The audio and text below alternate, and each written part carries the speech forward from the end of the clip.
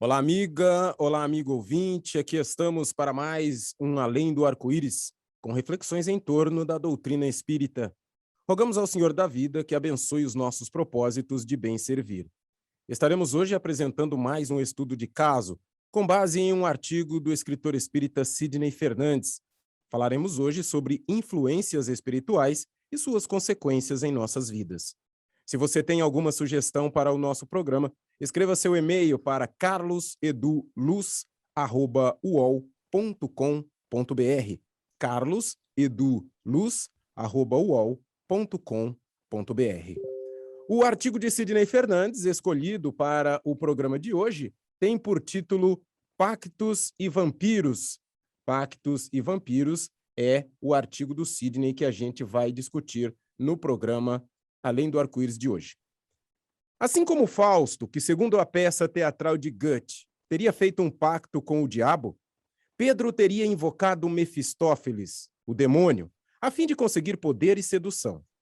Suas energias eram constantemente renovadas e, com efeito, passou a usufruir de visível sucesso com belas mulheres, que, depois de usadas, eram por ele abandonadas.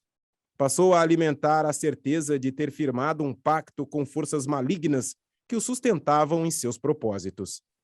Se um médium vidente pudesse fixar nele sua atenção, lá realmente encontraria cristalizada a figura animalesca de um homem agigantado, de longa cauda, com fisionomia de um caprino degenerado, exibindo pés em forma de garras e ostentando 2 chifres, sentado numa cadeira tosca, como se estivesse em perfeita simbiose com Pedro. Então é possível estabelecer pactos com os poderes malignos? Indagaria o caro ouvinte. Absolutamente. Não existem pactos, pelo menos ao pé da letra, na forma preconizada pelas fórmulas fantasiosas das lendas. No entanto, aquele que chama em seu auxílio espíritos inferiores e deles obtém algum favorecimento, coloca-se na dependência desses seres impuros. Estabelece-se, então, tacitamente entre ele e o favorecido, uma espécie de pacto. No caso de Pedro, ele era alimentado por espíritos inferiores com energias, ideias, rapidez mental, perspicácia, sagacidade e grande capacidade de arguição que facilitavam seus intentos. A doutrina espírita explica essas metamorfoses vivenciadas por Pedro, identificando o autêntico e permanente fenômeno de evocação e inspiração, tanto para o bem como para o mal. O que acontecerá com Pedro? O pacto com as sombras o deixou vulnerável às criaturas animalizadas que o auxiliaram e o mantiveram em sérios desequilíbrios. Na espiritualidade será recolhido a cárcere, fruto de sua vida insana, sem fé, sem ideias santificantes e sem conduta digna. Colherá o resultado dos desajustes e abusos que cometeu na trama de sua vida. Provavelmente, assumirá o aspecto de seu mentor diabólico, contrastando com sua antiga indumentária física, na certeza de que ainda estaria prevalecendo o pacto entre eles estabelecido. Como acontecerá a transformação de Pedro? Ensina André Luiz que há 1000 processos de reajuste que se chamam aflição, desencanto, cansaço, tédio, sofrimento e cárcere. Quando isso não funcionar, infelizmente, muitas vezes o espírito poderá precisar de dolorosas reencarnações expiatórias com recursos extremos, como síndrome de Down, hidrocefalia, paralisia, cegueira, epilepsia, transtornos mentais e muitos outros. Mentes desequilibradas necessitam de semelhantes processos para despertar para as obrigações que lhes competem.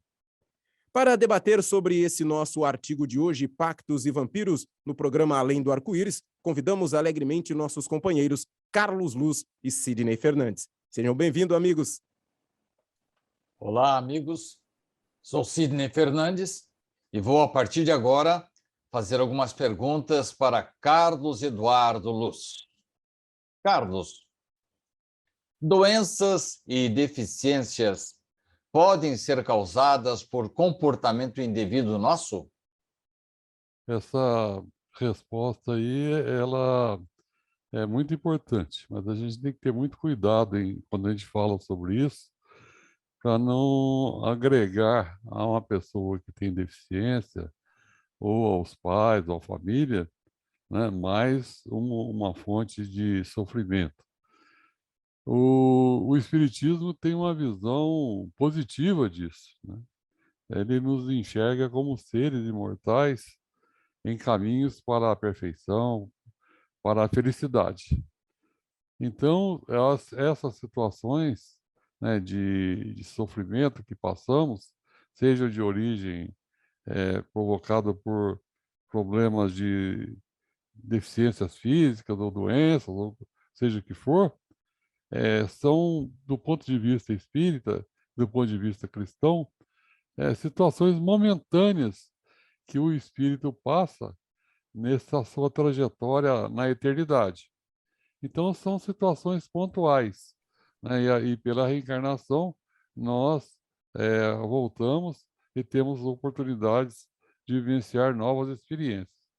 Então, alguém que tem uma deficiência, pode ser que ela recebeu todo tipo de incentivo à prática do bem, do amor, da caridade, do perdão, né, dos valores do Evangelho, e ela insistentemente eh, não prestou atenção a esses sinais que Deus, nosso Pai, sempre coloca em nossa vida.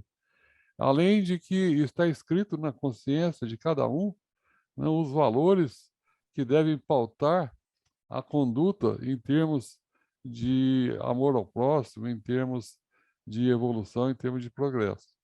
Se alguém insistentemente busca a violência, busca a agressividade, busca a vingança, o ódio, a mágoa, e isso aí acontece eh, por encarnações, a maneira que tem de sair desse círculo vicioso é exatamente através de uma medicação mais forte. E a medicação mais forte não é outra senão doenças graves, kármicas, ou deficiências que despertarão aquele ser que, naquele momento, tem um espírito encarnado, um espírito comprometido, a incentivo ele a voltar ao caminho do bem, a cair em si, né?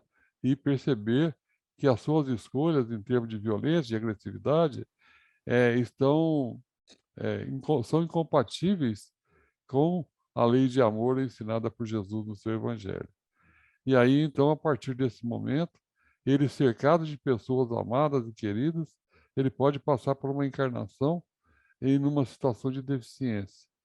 E o objetivo disso é exatamente de que, cercado por esse amor, por essa bondade, ele tenha, e acuado por essa deficiência, ele tenha, então, uma oportunidade de renovar o seu íntimo, os seus valores e cair a sua ficha, ou seja, cair em si. E a partir dali, então, ele retomará o seu progresso pautado na prática das virtudes do Evangelho. Muito bem, Carlos. Você colocou muito bem essa questão, e eu poderia resumir dizendo que quando nós temos uma tarefa a cumprir, temos que retomar o nosso caminho evolutivo. Se não vamos pelo amor, pela oratória, pelo convite teórico, não resta ao plano espiritual senão nos colocar diante da dor, da deficiência, da doença, da carência. Mas eu concordo também com você, Carlos, que esse assunto tem que ser abordado com muito cuidado, com muito respeito, porque senão a gente vai generalizar, achar que toda pessoa que nasce com algum tipo de limitação, que ela fez isso ou fez aquilo na encarnação passada. Isso é uma coisa perigosa. Ninguém deve julgar ninguém. Mas, por outro lado, Carlos, quais seriam as origens para as doenças e deficiências? Porque o povo costuma dizer que isso é castigo de Deus, porque não agimos de conformidade com a lei de Deus. Qual o seu comentário, Carlos? O que a gente pode comentar nesse caso, Sidney, é que Deus, né, nós sabemos pela doutrina espírita, insistentemente nos ensinado na literatura, ensinado no... nesse caso, Sidney, se as doenças e deficiências são castigos de Deus, isso nós sabemos, né? E a doutrina espírita, ela nos ensina sempre em palestras, na literatura, dizendo que nós prestamos conta à nossa consciência, né? E a nossa consciência, ela foi, vamos dizer assim, programada, né? Usando uma nomenclatura local, de nosso tempo, ela foi programada para que nos acuse quando nós saímos da lei de Deus, que é a lei de amor detalhada no Evangelho de Jesus. Então, se nós sairmos disso, a nossa consciência nos acusa. E se nós agirmos contra a nossa consciência, nós estaremos programando também em nós consequências que virão em termos de ou doenças ou deficiências, provocando então em nós uma mudança de comportamento que nos faça agir de maneira adequada então a esses valores, a essa moral descrita no Evangelho de Jesus. Então, doenças e deficiências não são castigo de Deus, são escolhas nossas. Na medida que nós escolhemos não praticar o bem, o amor, a caridade, o perdão, né, e outras virtudes, nós estaremos, então, automaticamente programando em nós consequências em termos de saúde que atuará no nosso perispírito, fazendo com que manifeste, então, em nós esses aguilhões, que nos lembrarão a importância de retornar ao caminho do bem. Você tem razão, Carlos. Assim como cada ato nocivo, cada crime, pode, de uma certa forma, plasmar em nosso perispírito, em nosso corpo astral, assim, horrendas marcas que vão futuramente plasmar o nosso corpo de maneira negativa, fazendo com que a gente nasça ou com uma doença, ou com uma deficiência, ou mesmo com a falta de algum membro, a recíproca também é verdadeira, né, Carlos? Porque cada ação generosa e cada pensamento superior que venhamos a alimentar vai trazer beleza e perfeição para a nossa forma perispiritual. Mas, Carlos, na história que o Theo narrou para nós, o personagem, ele evoca a figura do demônio. Ele encomenda auxílio espiritual para que ele tivesse poder, acesso às mulheres, tivesse dinheiro. Isso funciona, Carlos? Dá para a gente pedir ajuda dos espíritos inferiores para as nossas finalidades humanas, Carlos? Sidney, a gente vê isso aí, inclusive, é detalhado na literatura, seja ela espírita ou não, né, em situações em que alguém tenta fazer um pacto com entidades pouco evoluídas, e muitas vezes elas até conseguem, de certa forma, atingir o objetivo, pelo menos parcialmente, né? Mas o custo disso aí é altíssimo, né? Literalmente a pessoa está vendendo a alma ao demônio. Ela está entregando a sua alma, que é um bem imortal, né?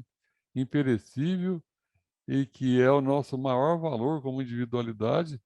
Nós estamos entregando, então, nos entregando como escravos a esses seres que cobrarão com juros e a extinta correção monetária que existia antigamente.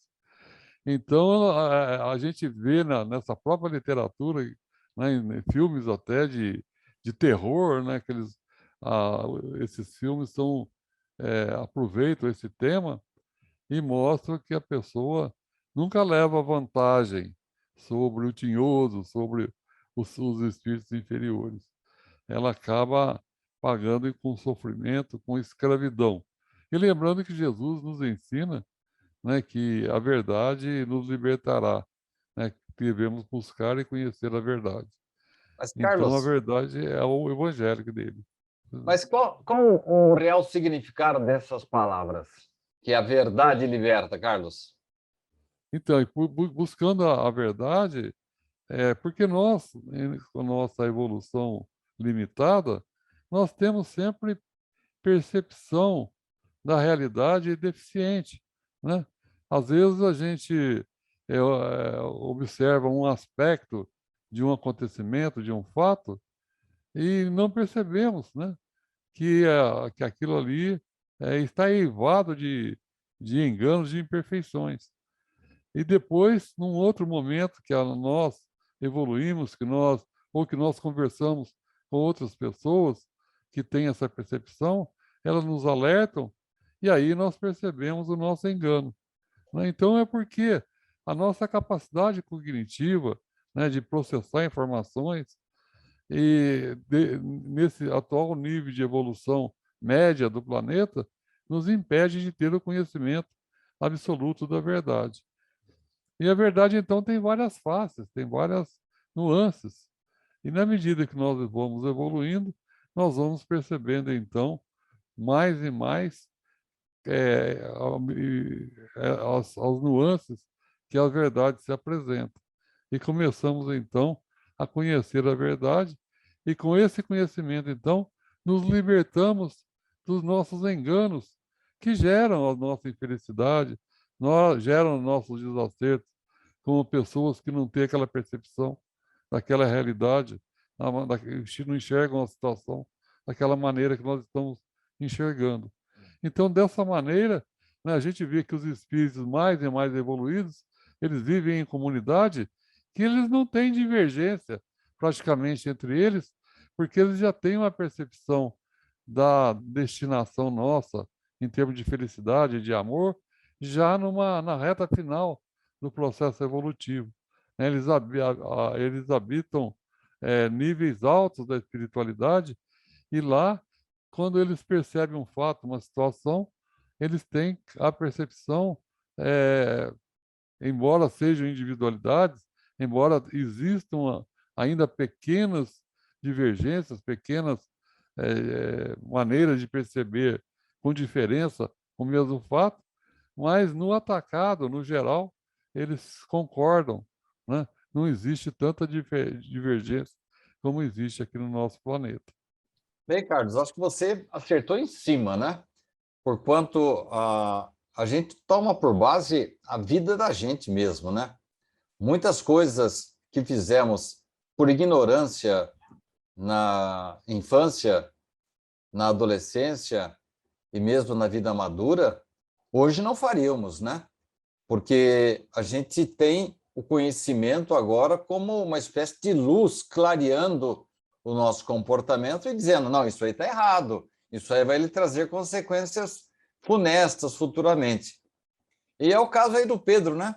Que acabou se enganando e, como você mesmo disse, ele pagou um preço muito alto por aquelas, vamos dizer, vantagens, entre aspas, que ele conseguiu naquele pacto com o espírito inferior.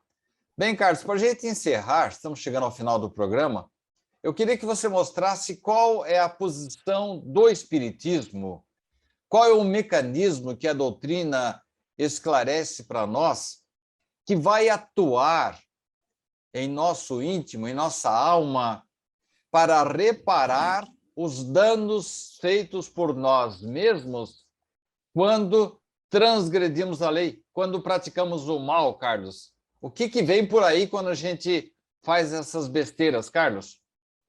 O primeiro passo, Sidney, essa questão é muito interessante. O primeiro passo é cair a ficha, é perceber que não está agindo de maneira correta com relação à referência que nós temos, que é o que Jesus nos ensinou no seu Evangelho. Seria o reconhecimento Então, do erro, Carlos?